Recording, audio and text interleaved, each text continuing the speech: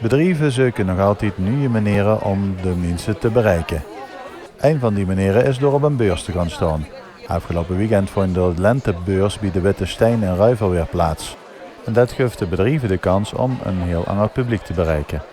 Ja, zeker. Het is toch altijd anders. Dus nu toch meer mensen, meer aanspraak en nu zie je ook echt dingen bewegen. Hè. Je kan met drieën, dan mogen ze mee, de robot mee dat weer loopt. Dat is toch geweldig. Voor de bezoekers is het vooral een gezellig dagje uit. Ik ben al net wie de ene minste die met de touw te trekken.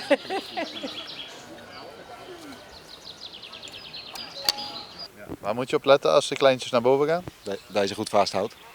Dat is alles. Ja, en dat ze niet met de hoofd tegen de stam aanvallen of slaan als ze loslaten. Maar voor de rest valt het allemaal gewoon mee. Ja, leuk dat die kleintjes dat al kunnen, hè? Ja, met die kleine gordeltjes dan kun je gauw een hoop. Dat is op zich wel leuk voor die mannen. Zo zeg.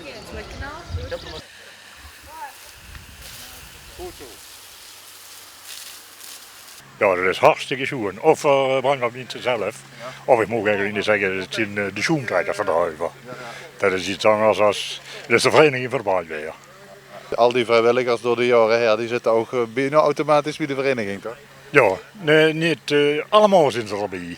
Ja, als ze 5 jaar bij de brandweer best geweest op een huiver dan mogen ze erbij komen. En dan komen die erbij en die gaan er ook niet meer vanaf. We laten ons nu echt zien dat van niet alleen brandjes blussen en zo gaat, maar wat er nog bij huurt. Maar echt, en ook nu voor de kinderen, dat die leven echt hier. Maar voor zelf ook, we vinden het hartstikke schoon. Op het terrein van de lentebeurs treffen we ook een aantal hun. Het bleek om sledehonden te gaan. En die zijn hier met een speciale rijen. Later dit jaar vindt bij de Witte Steen een sledehondenrace plaats. In de wintertijd zitten we in Scandinavië. In het najaar, dus van oktober tot en met begin januari, cruisen wij dus hier in Nederland rond. Er zijn een hele hoop wedstrijden in België, Duitsland. In januari vertrekken we naar Zweden naartoe.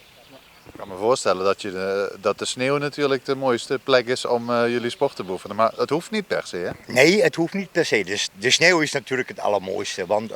Maar we hebben hier wieletjes.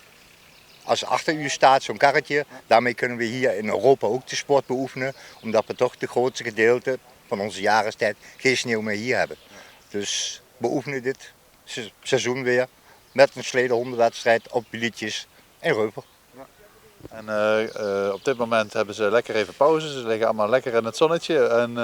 Maar wat doen jullie hier in het weekend? Doen jullie ook nog een demonstratie geven of zo? Nee, dus, demonstratie kunnen we op het moment niet geven, want het is te warm voor de honden. Want we mogen alleen maar lopen tot en met 16 graden. Alles wat erboven is te gevaarlijk voor de honden, want dan kunnen ze overheten. En eigenlijk in principe is einde seizoen zomerpauze. In de zomer laten we de honden lekker vrij rondlopen, genieten ervan. Leuke weer en alles erop en eraan. En begin september beginnen we weer met trainen. Dan begint dus weer het seizoen. En in oktober beginnen de wedstrijden weer. Dus in de zomer hebben ze gewoon pauze. Dus wat jullie hier kunnen doen is vooral vertellen over jullie sport. Vertellen over onze sport. Oude vrienden ontmoeten. Want het is de enige tijd waar we meestal samen zijn. Waar we tijd voor onszelf hebben. Want op de wedstrijden is dat te druk, te veel stress. Dus pakken we de zomertijd om lekker te barbecuen. Net als andere mensen in de tuin doen wij het in de vrije natuur. En zitten lekker bij elkaar.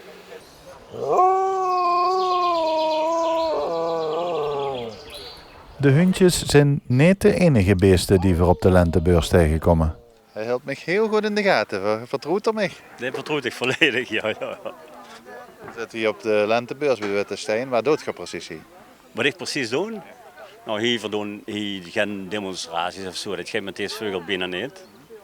Maar we zijn hier om het totaal een beetje met aan te kleden. Je gaat over het prachtige beest vertellen wat je hier op hangt. Daar kan ik een jaar over vertellen, maar wat wilt ze weten? Ja, wat is het voor een beest en hoe wordt er voor gebruikt? Vertel eens. Dat is een herdershok en die wordt gebruikt voor jacht op konijn, kleine grij. Maar af en toe een haas. En gewoon eigenlijk praktisch voor de jacht. Dat is een hele training om dat te leren. Dat is een hele training en de vogels die staan eigenlijk nu stil, die zitten te rusten eigenlijk. We moeten allemaal niet pennen en niet veren krijgen, de negeltjes moeten bijgooien.